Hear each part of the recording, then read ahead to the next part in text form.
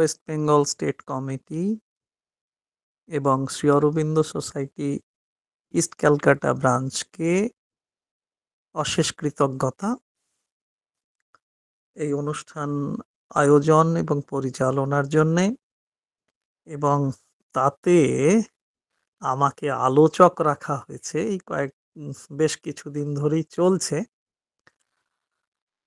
তো মজা তো লাগেই যখন এতগুলো মানুষ আগ্রহের সঙ্গে শুনতে চান, বলেন,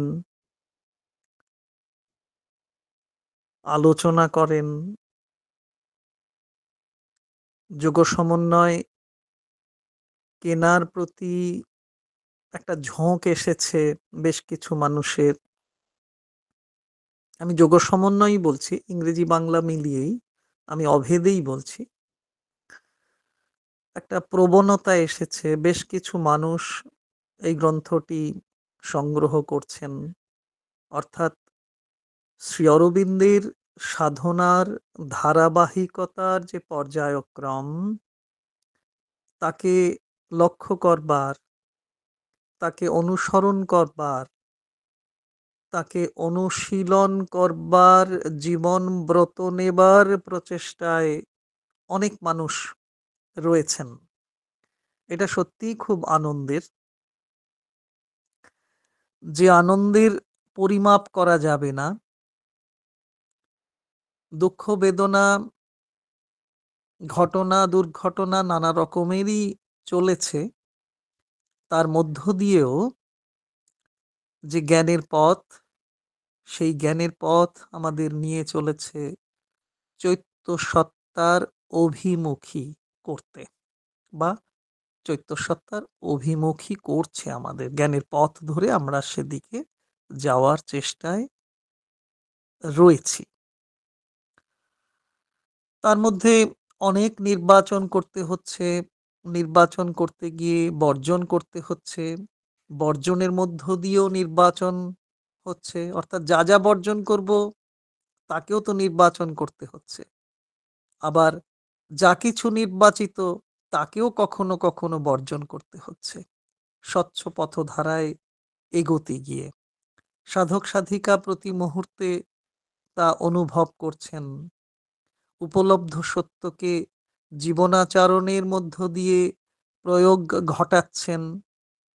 প্রতিদিনের কথাবার্তায়, আলাপ আলোচনায়, পাঠে, রচনায়, দেখায়, দৃষ্টিতে, ভাবনায় সেগুলো কম বেশি প্রকাশিত হচ্ছে। আমরা এটা সকলেই কম বেশি জানি যে প্রথমত একটি পথ ধরে এগোতে হয়। কোন পথ, কেন সেই পথ, এটা তো প্রশ্ন আছে, সে নির্বাচনের ধারা থাকে। তবে একটা পথ ধরে এগোতেই হয়। সেই পথ কোথায় নিয়ে যাবে তা নির্ভর করে সেই পথ নির্বাচনের উপরে। সেজন্যেই পথ নির্বাচন করার আগে সহায়কের কাছ থেকে সহায়তা নিতে হয়, অন্তত নেওয়ার চেষ্টা করতে হয়, সহায়তা নেবার আগ্রহ রাখতে হয়। তাহলেই ওই যে পথ ধরে এগোনো, ধীরে ধীরে সেই পথ চলায় অগ্রগতি, প্রগতি আসে, পরিচ্ছন্নতা আসে, আসে গভীরতা। একের গভীরতা অন্যদের সাথেও নিপুণ ও নিখুঁত যোগাযোগের ভিত্তি গড়ে দেয়। কালকেই তো ইস্ট ক্যালকাটা ব্রাঞ্চের মাতৃকক্ষে যখন আমরা আলোচনা করছিলাম, পড়ছিলাম, নতুন দৃষ্টিপথ খুলে যায় না? প্রত্যেকটি পাঠের মধ্য দিয়ে আমরা শুধু পড়ে যাই, কিন্তু পড়ার মধ্যেও, সেই পাঠের মধ্যেও যে অন্তর্নিহিত সত্য গূঢ়তা থাকে, তারও যে প্রকাশ দরকার, এবং সেই প্রকাশের মধ্য দিয়ে যে নতুনতর উপলব্ধি আসতে পারে আমাদের জীবনে, আমরা কম বেশি কালকেও সেই সন্ধ্যায় বসে বসে বোধহয় ভাবতে পেরেছি।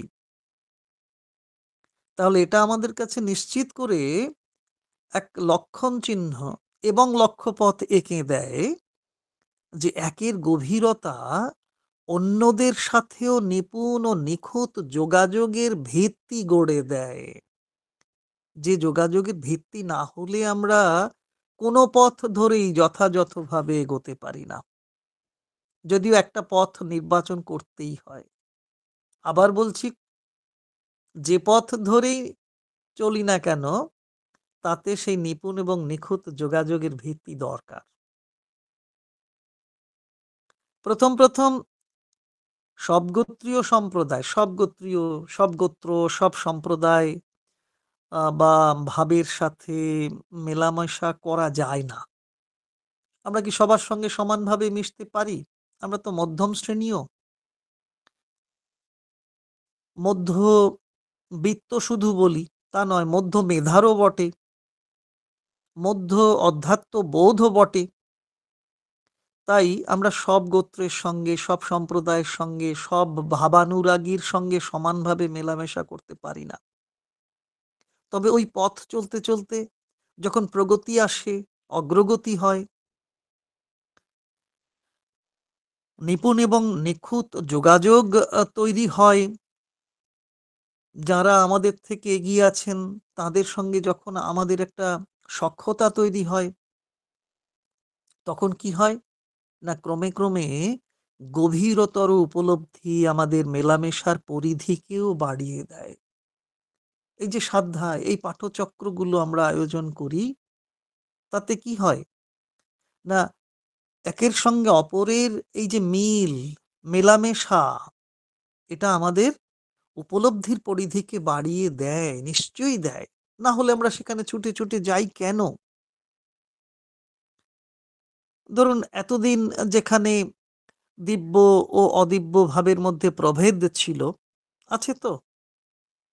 এখনো আমরা সেটা ভাবি যে ও আমাদের গোষ্ঠীভুক্ত নয়, সে আমাদের গোষ্ঠীভুক্ত নয়, তারা আমাদের গোষ্ঠীভুক্ত নয় বা এরা আমাদের গোষ্ঠীভুক্ত। এরকম ধরনের ভেদবোধ আমাদের মধ্যে রয়েছে।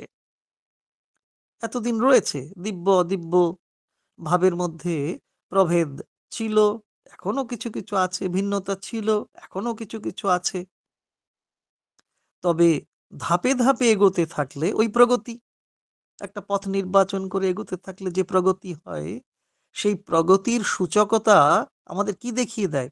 প্রগতির প্রগতি সূচকতা কি? না এখন ধীরে, ধীরে ভিতরের আলো ও শক্তির অংশ নিজেকে খুঁজে পাওয়া যায় এবং দূরসম্পর্কের আর বোধ থাকে না। অমুক ব্যক্তি আমার দূরসম্পর্কের আত্মীয়, এরকম আর থাকে না। এই দূরসম্পর্কীয় কথাটাই আমাদের ভাব থেকে, আমাদের অভিধান থেকে চলে যেতে থাকে। কারণ পরস্পরের মধ্যে আমাদের এতদিন প্রভেদ ছিল, ভিন্নতা ছিল, আজ আর নেই। পরস্পরকে বুঝতে শিখছি, মেলামেশা চলছে। আর প্রত্যেকে প্রত্যেকের দিকে আর চোখে তাকাই না। আমরা কেউ কাউকে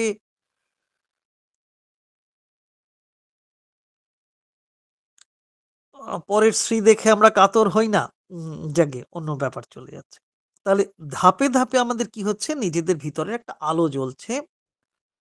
শক্তির অংশ খুঁজে পাচ্ছি। তার মানেই আমার ভিতরে যে আলো এবং শক্তি রয়েছে তাকে আমরা খুঁজে পাচ্ছি। আর তাকে যখন খুঁজে পাচ্ছি, সেই আলো এবং শক্তি তো দেখছি অন্যের মধ্যেও রয়েছে। যাকে আমাদের হিংসা করেছি, যার শ্রী দেখে আমি কাতর হয়ে পড়তাম, মুখ বাঁকাতাম, তার মধ্যেও তো সেই আলো শক্তি আছে। তাহলে ১ম এ নিজের মধ্যে আলো শক্তি খুঁজে পেয়েছি। অপরের মধ্যেও সেই আলো শক্তি রয়েছে। তাহলে আমার মধ্যে কোনো ভেদ নেই। তার সঙ্গে আমার কোনো ভেদ নেই। রবীন্দ্রনাথ বলে উঠলেন বাসি কবিতায়, হঠাৎ খবর পাই মনে, আকবর বাদশার সঙ্গে হরিপদ কেরানির কোনো ভেদ নাই। তা নেই। বাইরের মানসী বোধ সম্পন্ন জ্ঞান গড়ে উঠেছে। আমাদের তো আছে। বা মানুষই বোধসম্পন্ন জ্ঞান আমাদের গড়ে উঠেছে। কিভাবে? না নানাবিধ শিক্ষা, দীক্ষা, সমাজ, সংস্কার, দেশ এবং কালের রীতি, তার অভ্যাস এবং তার চর্চার মধ্য দিয়ে।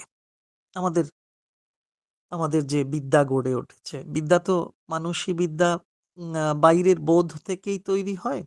সেগুলো বিভিন্ন শিক্ষার থ্রু এডুকেশন হলো, তারপরেও ইনিশিয়েশন থেকে হতে পারে।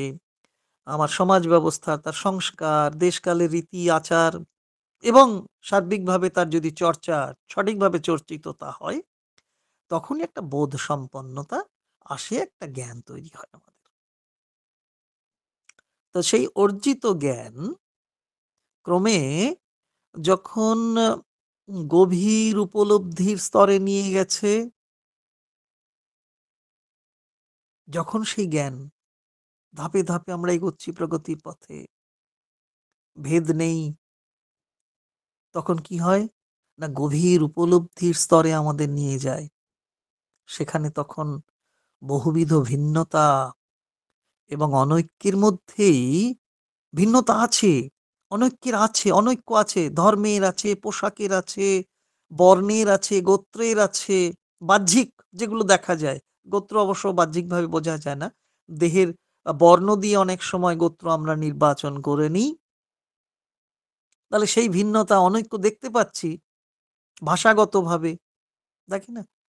বহু ভাষা রয়েছে আমাদের। হুম? বহু ভাব আছে। তার মধ্যে একটা অনৈক্য আছে, ভিন্নতা আছে। কিন্তু সেই ভিন্নতা এবং অনৈক্যের মধ্যেই এক পরম সৌন্দর্যময় ঐক্যের সুন্দরতাকে দেখতে পাই। আমরা যে এগিয়ে যাচ্ছি তার প্রমাণ এটা। এই ঐক্যের সুন্দরতা আজকে আমাদের কেন্দ্র শাখাগুলোর ভীষণ দরকার। শ্রী অরবিন্দ কোথায় আমাদের যেন বলে দিচ্ছেন।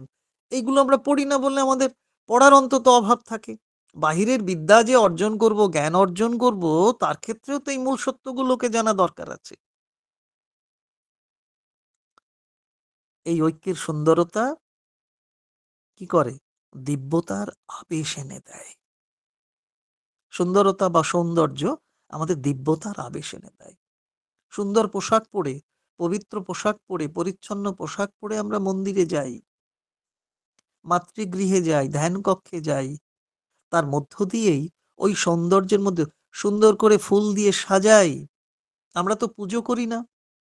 আমরা মা শ্রী অরবিন্দের গলায় মালা দিই, শ্রীচরণ সাজাই, বেদী সুন্দর করে সাজাই কেন? আমরা পুজো করি না। আমরা সৌন্দর্যের প্রকাশের মধ্য দিয়ে পূর্ণতা বা শ্রী ভগবানকে প্রকাশ করতে চাই। অর্থাৎ সেই সুন্দরতা, সেই সৌন্দর্য দিব্যতার এক আবেশ এনে দেয়। তখন সবকিছু ভালো লাগে, ভালো লাগার ভাব আসে।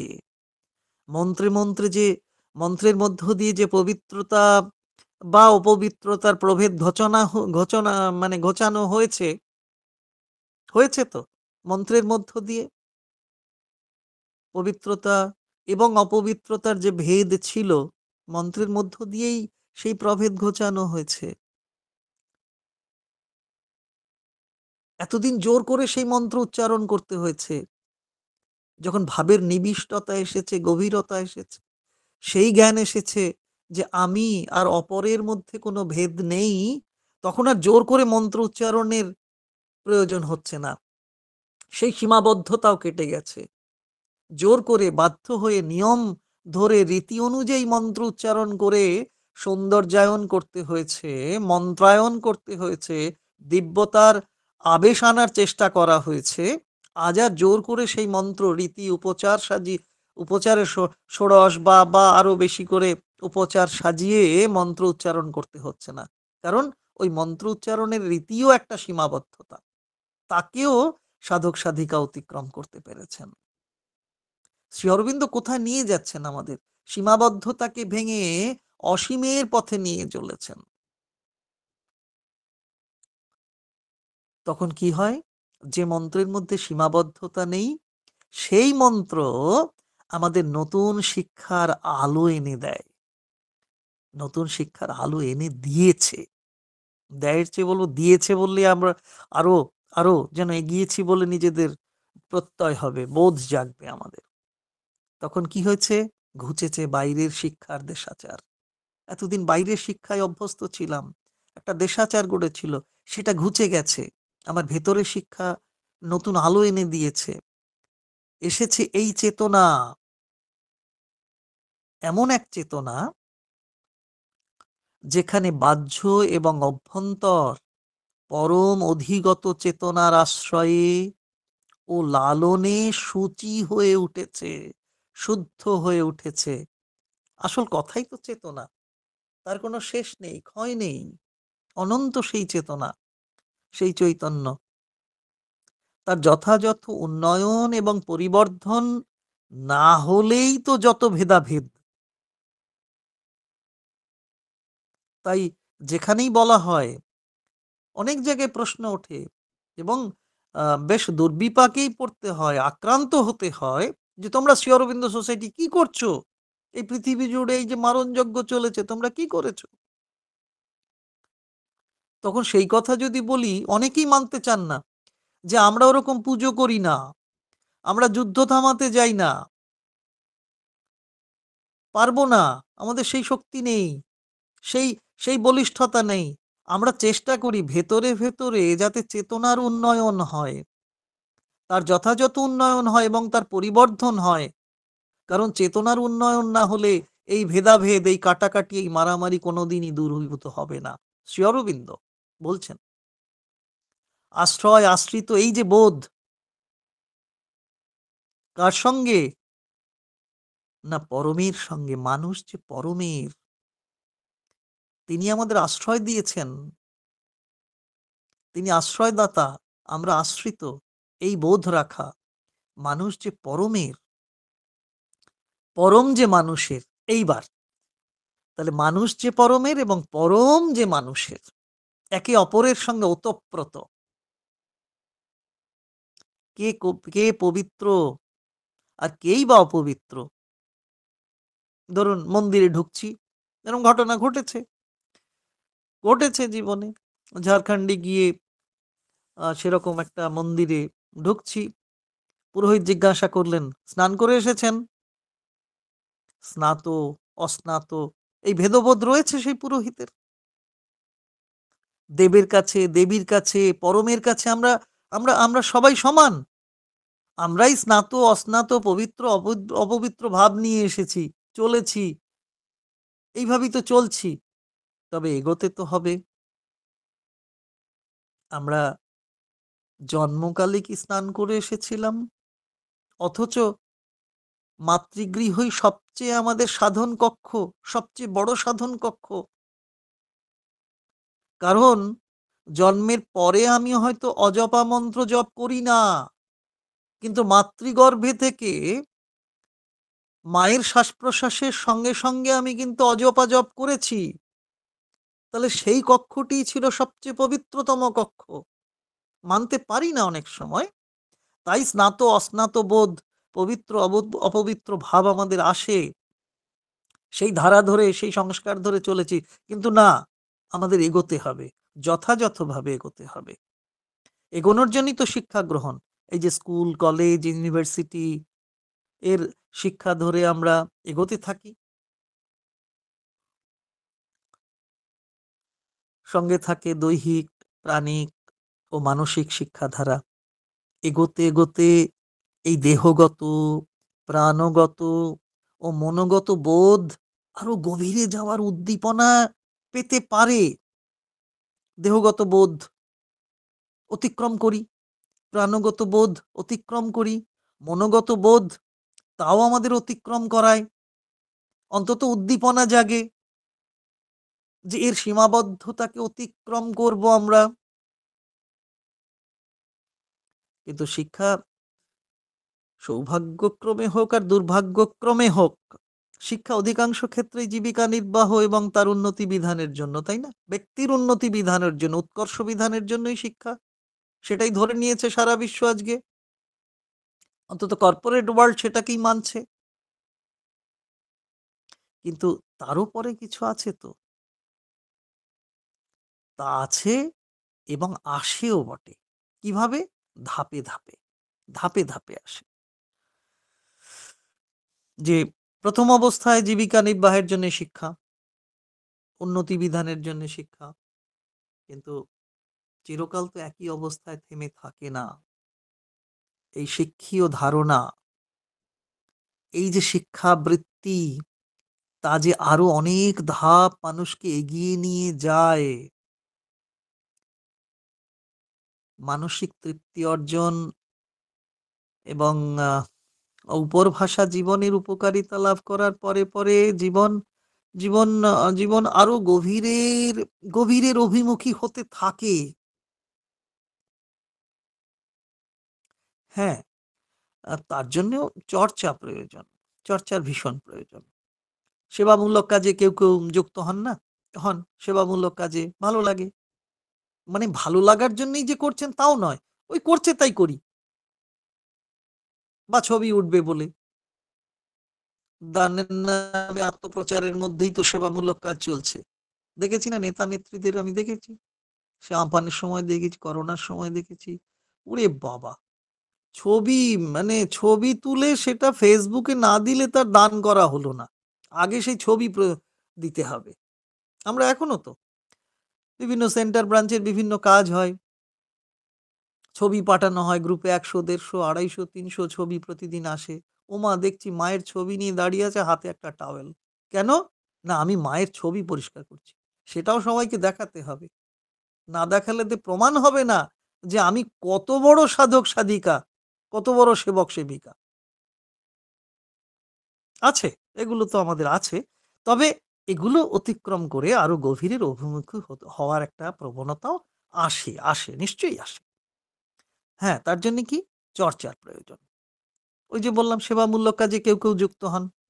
এইভাবে চলতে গিয়ে কোনোভাবে সেবার মনোভাবে আত্মপ্রচার, ওই যে বলছি আত্মতৃপ্তি যে বলছি, সেই জায়গায় কল্পতরু ঠাকুর এসে উপস্থিত হন।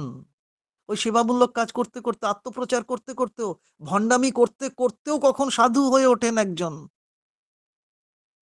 আত্মপ্রচারের নাম করতে গিয়ে, আত্মতৃপ্তির সন্ধানে সেবামূলক কাজ করতে গিয়েও শিবজ্ঞানে জীবসেবার বোধ এসে যেতে পারে। কল্পতরু ঠাকুর যে রয়েছেন, তিনি আমাদের ভিতরে ঢুকে বুঝিয়ে দিচ্ছেন অণুতে, কোষে, রন্ধ্রে সেই চেতনা ঢুকিয়ে দিচ্ছেন। সমন্বয়ের গুরু। এই ক্ষেত্রে অধ্যাত্মবোধ আসতে পারে। অধ্যাত্ম চেতনা বাহির থেকে ভিতরের দিকে টেনে নিয়ে চলে আমাদের। থাকে না?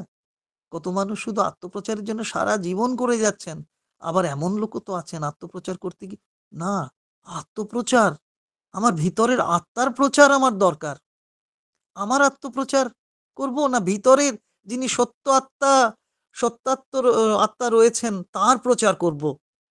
বোধের ক্ষেত্রে জাগে ভিতরের দিকে টান পড়ে। ভিতরের সন্ধান একবার পাওয়া গেলে ভিতর বাহিরের ভেদ ঘুচে যায়। আসে ভিন্ন দৃষ্টির পরিবর্তে অভিন্ন দৃষ্টি। সব তখন একাকার।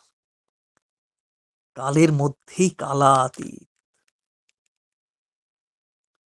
সনাতনের সনাতনী উপস্থিতি তখন সবখানে। কবি তখন গেয়ে উঠতে পারেন সেই গান। ওই গান যে তুমি যে সুরের আগুন লাগিয়ে দিলে মোর প্রাণে, সে আগুন ছড়িয়ে গেল, সে আগুন ছড়িয়ে গেল সবখানে, সবখানে, সবখানে। সময় কালের যে প্রত্যেক পর্ব রয়েছে, সেই প্রত্যেক পর্বে সাধক সাধিকা সনাতনের বিভিন্ন রূপের অভিব্যক্তি লক্ষ্য করছেন। জ্ঞান অজ্ঞান, বিদ্যা অবিদ্যার ভেদ বুঝতে চেষ্টা করছেন। ক্রমে তাদের কাছে কথা স্পষ্ট হচ্ছে যে জীবনে অবিদ্যা ও অজ্ঞানতা থেকে বার হয়ে আসতে হবে, আসতে হবেই। ঠাকুর দাঁড়িয়ে আছেন দরজার কাছে। আর আমরা কতদিন চোখ বন্ধ করে আলো নিভিয়ে ঘুমোবো? ঠাকুর দরজায় এসে কড়া নাড়ছেন।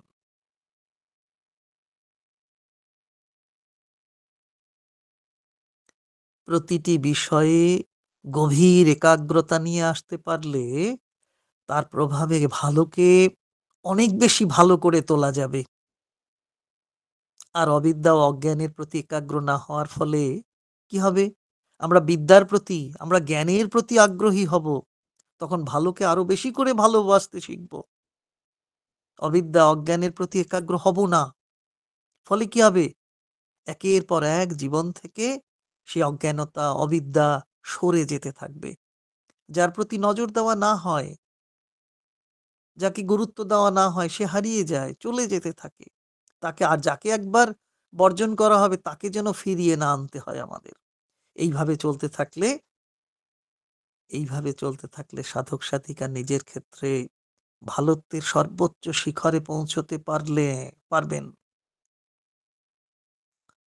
এবং সব মন্দত্বের বিনাশ ঘটবে। তবে খেয়াল রাখতে হবে, যাকে অর্থাৎ যে মন্দত্বকে একবার দূর করা হয়েছে, ওই যেটা বললাম যা বর্জন করা হয়েছে তাকে যেন আর বরণ করে নিতে না হয় বা তারই সংক্রমণে যেন আমরা সংক্রামিত না হয়ে পড়ি। একটা শিল্ড তৈরি করা খুব প্রয়োজন। আবরণ, বর্ম তৈরি করা। মা গ্রন্থে তো আমরা সেরকম পাই।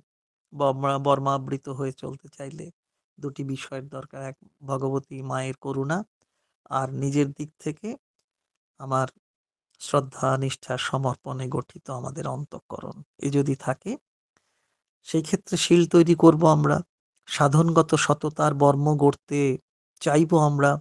সেই বর্মের ওই যে ভগবতীর করুণার দিক থেকে তো সবসময় পাচ্ছি। আর নিজের দিক থেকে শ্রদ্ধা রাখবো, নিষ্ঠা রাখবো, সমর্পণ রাখবো। এগুলো খুব জরুরি বিষয়। সকলেই জানেন এগুলো। তবে মানসিক সাধনায় এখনো দেখা যায় যে অনেক উচ্চ চেতনায় উঠে যাওয়ার পরেও আবার নিম্ন চেতনায় অবনমন হতে পারে। জন্মগত সংস্কার, সামাজিক প্রভাব এক্ষেত্রে খুব কাজ করে। হয় না? গল্পের মতো যে ওই কথা যদি ওরকম গল্পের মতো বলি যে হরিবাসরে বসে হরিনাম সংকীর্তন শুনতে, শুনতে ব্যাংক ব্যালেন্স, শেয়ার বাজারের কথা ভাবা যেতে পারে। বসে আছি হরিবাসরে, বসে আছি সাধ্যায় অনুষ্ঠানে। আমি ব্যাংক ব্যালেন্সের চিন্তা করছি, শেয়ার বাজারের কথা ভাবা যেতে পারে। হয়েছে ২৫শে ডিসেম্বর শ্রী অরবিন্দ সোসাইটি সোনারপুর গঙ্গা জোয়ারা ব্রাঞ্চে যখন অ্যানুয়াল প্রোগ্রাম চলছে ঘরে, বাইরে যেখানে ছাতা টাঙানো হয়েছে, চেয়ার টেবিল পাতা হয়েছে চা জলখাবার খাওয়ার জন্যে বা দুপুরের মধ্যাহ্ন ভোজনের জন্যে, সেখানে বসে অনেকেই কোটি, কোটি টাকার গল্প করেছেন, মিউচুয়াল ফান্ডের গল্প করেছেন। আমি ঘরে ছিলাম কিন্তু কানে এসেছে। হয়তো এগুলো হতেই পারে। দোষের কিছু নেই। সেরকম হরিবাসরে বসে হরিনাম সংকীর্তন শুনতে, শুনতে ব্যাংক ব্যালেন্সের চিন্তা হতে পারে, শেয়ার বাজার, কারণ ওগুলো বাঁচতে গেলে দরকার। নিশ্চয়ই ভাবা যেতে পারে।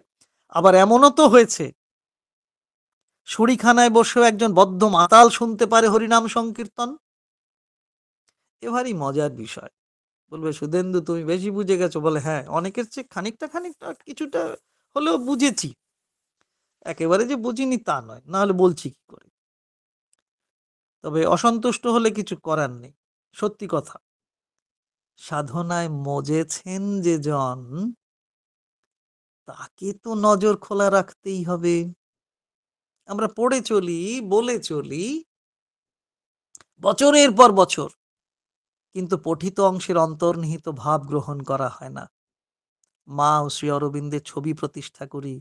বহু বছর ধরে সাংগঠনিক প্রধান থাকি। অনেকেই বলেন ৫০ বছর ধরে এই ব্রাঞ্চ আমি রক্ষা করছি। বড়, বড় ডায়ালগ অনেকেই দেন। বহু বছর সাংগঠনিক প্রধান থাকেন। কিন্তু শ্রদ্ধা নিবেদনের ক্ষেত্রে দেখতে গিয়ে দেখি মায়ের পায়ে ফুল দেওয়া হয়েছে কবে তার কোনো ঠিক ঠিকানা নেই। ফুল শুকিয়ে গেছে, ছবিতে ধুলো পড়েছে। কেউ সদিচ্ছা সম্পন্ন ব্যক্তি এসে যে ফুল সরিয়ে নতুন তরতাজা ফুল সেখানে অর্পণ করবেন, তারও সুযোগ থাকে না। মন্দিরের তালা বন্ধ থাকে মন্দিরের দরজায়। এই তালা তো আমাদের চেতনার ঘরে তালা দিয়ে রাখা। আমাদের আমাদের দরজার যেটা বন্ধ করা আছে যে দরজা, তাকে খোলবারও প্রস্তুতি দরকার। ক্ষমতার দম্ভ নয়, নিজে না পারলে অন্যকে সুযোগ দেওয়া বা নিজে পারলেও অন্যকে আরো বেশি করে সুযোগ দেওয়া। খেয়াল রাখতে হবে আমাদের। আমাদের যাদের বয়স তুলনামূলকভাবে অন্যদের চেয়ে বেশি, আমাদের নতুনদের জন্য জায়গা ছেড়ে দিতে হবে। আমরা পারবো, সক্ষম, তবুও যারা পারে না, অক্ষম, তাদের হাতে ছেড়ে দিতে হবে। না হলে কোনোদিন প্রতিষ্ঠান এগোবে না। আর মা শ্রী অরবিন্দের এই যোগের সাধনা, এক পাও এগোতে পারব না। দেখতে হবে, যতদিন না আমাদের চেতনা সঠিকভাবে গড়ে উঠছে, ততদিন কাজকর্ম বন্ধ রাখা যেতে পারে। বলছেন শ্রী অরবিন্দ। এক মনে দিব্যের জপ করে সেই চেতনায় উন্নীত হতে হবে। প্রয়োগ করতে হবে মানসিক সকল স্তরে। প্রথমে নিজে হয়ে ওঠা। তাই শ্রী অরবিন্দের এই পূর্ণযোগের আর এক নাম দ্য যোগা অফ বিকামিং, হয়ে ওঠার যোগ।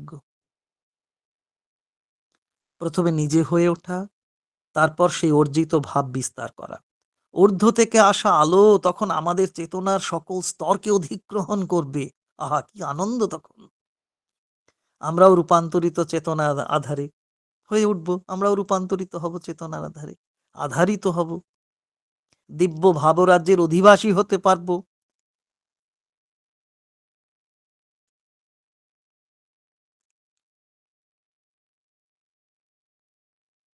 তা আমরা মা শ্রী অরবিন্দের লেখাপত্র একটু মনোযোগ সহকারে পড়ব, যত্ন সহকারে পড়ব।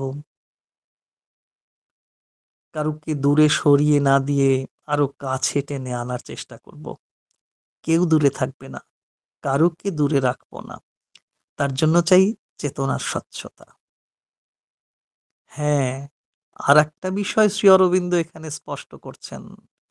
নিজের যে অংশকে রূপান্তরিত করতে না পারবো, তাকে যেন ত্যাগ করতে পারি। এটা ভীষণ ইম্পর্টেন্ট কথা। যে আমাদের অঙ্গাঙ্গের প্রতিটি অঙ্গের তো রূপান্তর হবে। যে অঙ্গের রূপান্তর করতে পারবো না, তাকে যেন ত্যাগ করতে পারি। যেটি সত্যে রূপান্তরিত হবে তাকে রাখা। কিন্তু যে অংশটি সত্যে রূপান্তরিত হতে পারেনি, এখনো অনৃত অসত্যের মধ্যে নিমজ্জিত রয়েছে, তাকে যেন ত্যাগ করতে পারি। তেমনি আত্মীয় পরিজন বন্ধু বান্ধব সবার ক্ষেত্রে এ কথা প্রযোজ্য। সীমা বলেছেন না, যত তুমি অধ্যাত্ম পথে এগিয়ে যাবে, বন্ধু সংখ্যা ততই কমতে থাকবে। আবার এ কথাও সত্য, অন্যকে রূপান্তরিত করার চেষ্টা না করেই তাকে বর্জন করা ঠিক হবে না। আমার সহযাত্রী যারা আছেন তাদের রূপান্তরিত করার চেষ্টা করতে হবে। রূপান্তরিত করার চেষ্টা না করে তাদের বর্জন করা যাবে না। কল্পতরু ঠাকুর বলছেন তো, বাবা বাঁচা বলে যখন হচ্ছে না, তখন যা শালা উৎসন্নে যা, সেটা বলা যেতে পারে। তাহলে প্রথমে চেষ্টা করতে হবে। বাবা বাঁচা বলে তো চেষ্টা করতে হবে, তার আগে নয়। গ্রহণ আর বর্জন বিষয়ে শ্রী অরবিন্দ এই প্যারাগ্রাফের শেষ বাক্যে অসাধারণ সব কথা বলছেন। আমরা কোথায় আছি খুব সহজে এই অংশ পড়লে আমরা আমাদের সঠিক অবস্থান বুঝে নিতে পারবো। শ্রীমায়ের সঙ্গে শ্রী নবজাতজির একটা কথোপকথন বিষয়ে বলি। সময় পার হয়ে যাচ্ছি, তবু বলি। কারণ মেম্বারশিপ রিনিউ করার সময় চলছে, কমিটি গঠনের সময় চলছে, বিভিন্ন সেন্টার ব্রাঞ্চের বিভিন্ন আধিকারিকরা রয়েছেন। সেজন্যই এ কথাটা বলবো যে এই যে শ্রী অরবিন্দ সোসাইটি গঠন হয়েছিল 1960 সালের 19শে সেপ্টেম্বর। মেম্বারশিপের বিষয়ে একবার শ্রী নবজাতজি কেশবলাল পোদ্দার মাকে প্রশ্ন করেছিলেন যে, বেছে বেছে মা, আমি না বেছে বেছে লোক এনে মেম্বার করব, সবাইকে মেম্বার করব না। শ্রীমা বলছেন, না, সবাইকে মেম্বার করো। আলো পেয়ে কেউ থাকবে, কেউ না বুঝে চলে যেতে পারে বাছা। তাহলে সবাইকে তুমি নিয়ে আসার চেষ্টা করো এই আলোর কাছে। এই আলোর স্পর্শে কেউ কেউ আলোকিত হবে, আর যারা পারবে না তারা সরে যাবে। তোমাকে ওরকম বাছাই করতে হবে না। তাই আমাদেরও মেম্বারশিপ করার ক্ষেত্রে এটা মনে রাখতে হবে। এই যে অনেক জায়গায় শুনি মেম্বারশিপ নিতে এসছে, ছুটে এসছে, বলে আগে গাছ লাগাও, আগে জল করো, আগে ধ্যান করো। আরে বাবা, এগুলো পারলে তবেই মেম্বার হবে, আর না পারলে হবে না। আরে না পারলে তো সে শিখতে যাবে। আমি অ, আ, ক, খ না শিখেই কি ইউনিভার্সিটি পড়তে যেতে পারি? প্রাথমিক শিক্ষাটা তো আমার দরকার। এগুলো না বুঝে আমরা অনেক সময় ভুল সিদ্ধান্ত নিয়ে ফেলি। যাই হোক, কিন্তু আমাদের অনেক সেন্টার আছে যেখানে সবাইকে দেখি তো মেম্বারশিপ দেওয়া হয় না। একেবারেই মেম্বারশিপ থেকে বিতাড়িত করা হয়। কার এত বড় চৌকিদারিত্ব রয়েছে হে? যে একজনকে মেম্বারশিপ থেকে দূরে সরিয়ে দেওয়া হবে? এরকম কোনো সেক্রেটারি, চেয়ারম্যান থাকলে, আমার বন্দুক থাকলে আমি গিয়ে গুলি করে দিয়ে আসবো। কারণ এটা ঠিক নয়। মেম্বারশিপ, আমাদের যেহেতু দীক্ষা নেই, মেম্বারশিপ নেওয়া মানে মা অদৃশ্য তার ডান হাতের বৃদ্ধাঙ্গুষ্ঠ দিয়ে আমাদের কপালে জয়টিকা এঁকে দেন মেম্বারশিপ নিলে। তাই একবার যারা মেম্বার হয়েছেন তাদের আমরা তাড়াতে পারি না। যারা তাড়াবেন তারা জীবন পথে অনেক পিছিয়ে পড়বেন। এ জন্মে না হলেও পরের জন্মে নিশ্চয়ই কষ্ট ভোগ করতে হবে।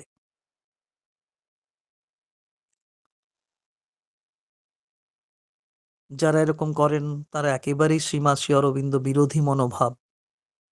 কিন্তু সকলেই যে ভগবানের সন্তান। তাই ওই যে শ্রী অরবিন্দ বলছেন এই প্যারাগ্রাফে, "There can be no fixed mental taste or principle for these things." এইখানটায় যারা বই খুলে আছেন দেখবেন। আসলে আমরা আমাদের সীমাবদ্ধ চেতনা নিয়ে অসীম শ্রী ভগবানের রাজত্বে রয়েছি। নিজের ক্ষুদ্রত্বকে নিয়েই সব বিচার করছি। তবে যেদিন পরমের আলো নেমে আসবে, নেমে আসছে, মানে আমরা যাকে গ্রহণ করার মতো বুঝতে পারবো, সেদিন আর কোনো দুর্ভাবনার জায়গা থাকবে না। সকলই মধুর তখন। কারণ মানব জীবনে এই বোধ আসবে, আসবে, আসবে। সকলই মধুর। হে ভগবান, তুমি আছো বলে। অনেকক্ষণ সহ্য করেছেন। সবার জন্য অনেক শুভেচ্ছা। ভালো থাকুন, আলোময় থাকুন।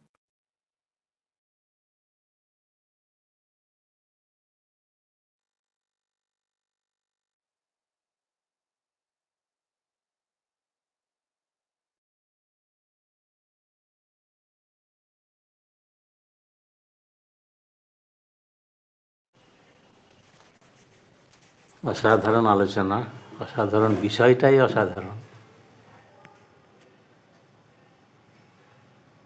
আমরা সময় পার করে 6 মিনিট পার করে দিয়েছি।